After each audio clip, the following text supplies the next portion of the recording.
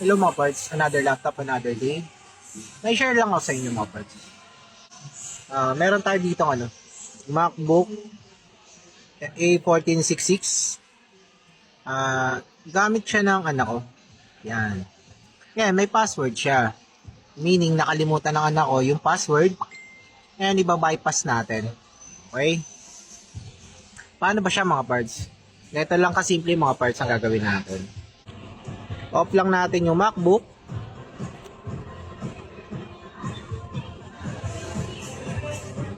Pagka-off mga parts, on natin. Then, pindutin natin yung command tsaka R. Okay? Press power on, then command and R. Hintayin lang natin mag-boot.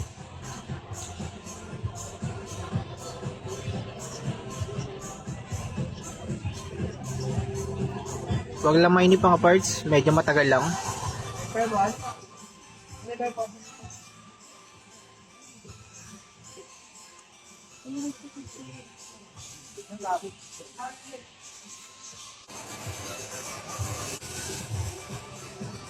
Ngayon, punta lang tayo sa utilities. Yan. Click natin.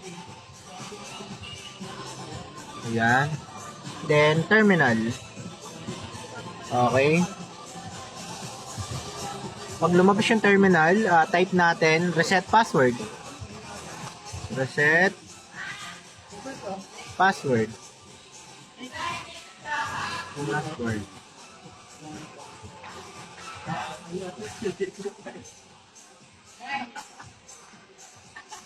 Okay.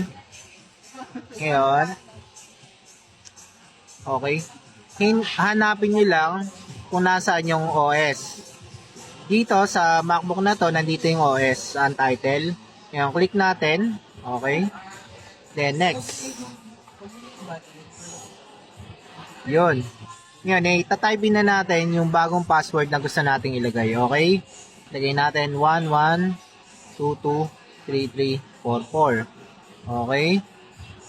11223344. Okay? 4. Lagay natin. Next. Yes, isang ko po. 500.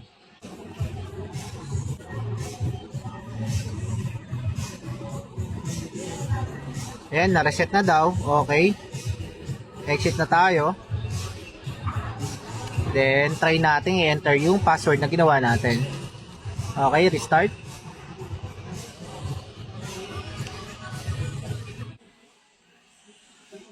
Ayan na, nag-boot up na siya. Ayan, type in natin yung 11223344. Enter.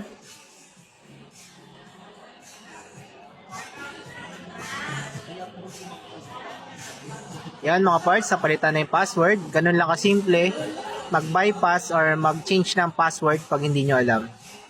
Okay?